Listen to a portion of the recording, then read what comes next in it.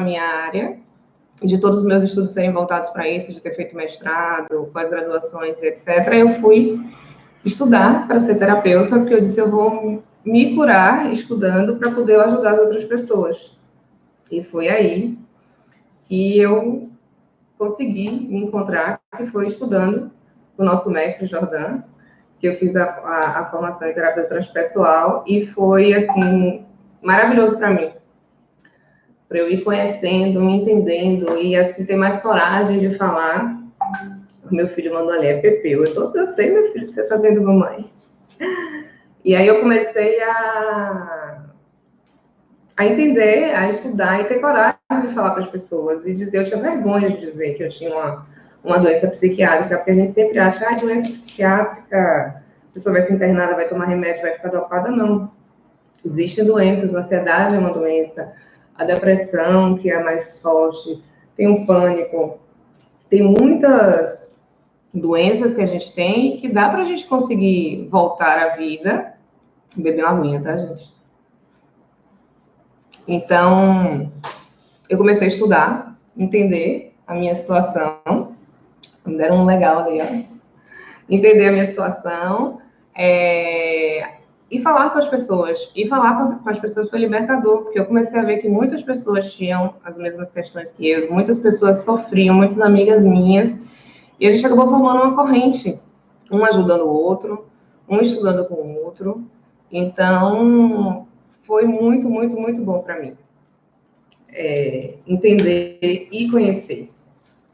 Geralmente, a síndrome de todas as pessoas que, no meu artigo, só recapitulando no que eu escrevi, eu analisei a íris dos olhos, né, das pessoas que tinham síndrome de burnout diagnosticados no meu trabalho, para saber se existia alguma relação entre essas pessoas, para saber por que todas elas adoeceram. E aí, para estudar a íris também, eu tive que fazer uma entrevista. E eu comecei a perceber que o discurso das pessoas eram sempre o mesmo. Eu fiquei doente, na maioria das casos, fisicamente. Aí, depois, eu tive depressão. Aí, eu tinha ansiedade. Aí, eu comecei a ter episódios de pânico para chegar na exaustão. Então, por isso que eu gosto um pouco de falar sobre essas outras doenças, porque a gente entende que para você chegar na exaustão, você passou por alguns outros lugares.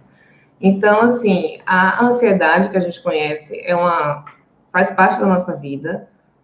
Todo mundo tem um pouco de ansiedade. Existe uma ansiedade que é normal, é natural. A gente vai ter algum acontecimento amanhã na sua vida que você sabe, você fica, e aí, ai meu Deus, como é que vai ser? Eu, por exemplo, hoje fiquei ansiosa um pouco para estar aqui, ao vivo, falando com vocês. Então, só que chega um momento que a gente vive tanto no futuro, tanto pensando no que vai acontecer ainda na nossa vida, que essa ansiedade passa a ser patológica.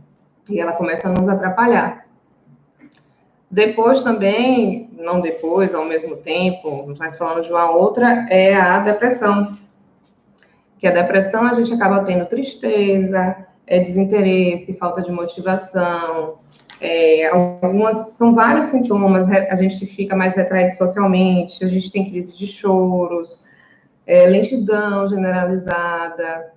É importante falar que muitas vezes na depressão, tem gente que na depressão você não tem tristeza, você não fica na cama, porque muita gente tem a visão de que depressão é isso. Eu tomei um susto quando eu soube que eu estava com depressão, porque eu não tinha tristeza, eu não tinha vontade de ficar deitada. E aí a gente vê até muitos artigos, as pessoas postando que por trás de um sorriso você não sabe o que tem. Então as pessoas me viam, ninguém imaginava que eu estava. Um aspecto que eu tive muito grande é o esquecimento. Esquecer as coisas. E, assim, não eram coisinhas que eu esquecia. Pra vocês terem ideia, um dia eu esqueci meu carro no shopping e fui para casa andando. E aí, depois de horas que eu estava em casa, meu Deus, cadê meu carro? Eu tenho que levar meu filho na escola. Então, assim, são vários aspectos que a gente precisa perceber, vários sintomas que as pessoas têm. Não todas as pessoas têm os mesmos, a gente faz um cruzamento. E colocou aqui uma apatia mesmo, né? E aí a gente precisa achar e saber que a gente tem, precisa aceitar que a gente precisa tomar remédio em alguns momentos. Vai